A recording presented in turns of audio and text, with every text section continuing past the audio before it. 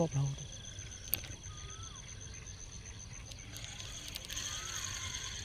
cầm nồi hói bạt thấy phé nữa anh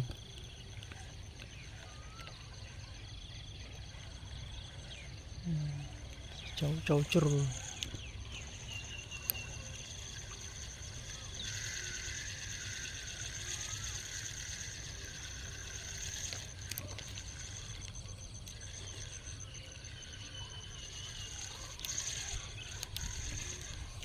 tẹo cục chó cục bà làng chó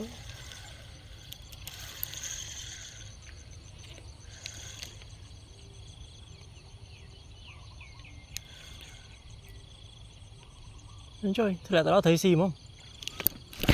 hay hay chơi ót miên lư rồi lên thấy kham bên màn tích hay chơi đi mọi lồng hay hót miên lư rồi lên thấy họ miên thấy kham bên màn tích ót lư lên ở đây bạn cái thấy mọi ao mà ngắt chân nuôi thét từ từ mòn chụp lại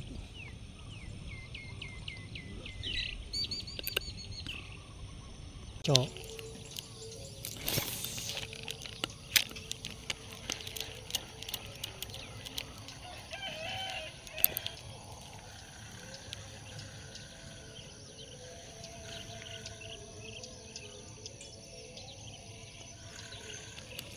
hay ra đi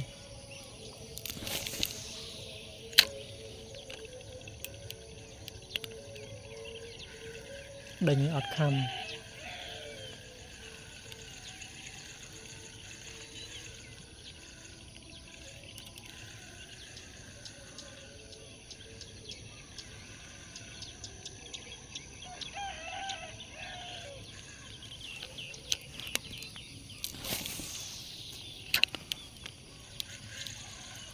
chọ mà trơn với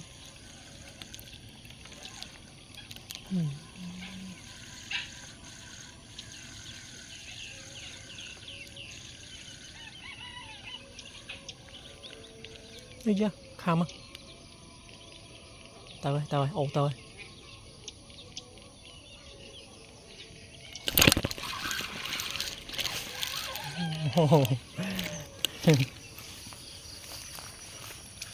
đánh máu tao bị na bên đây máu này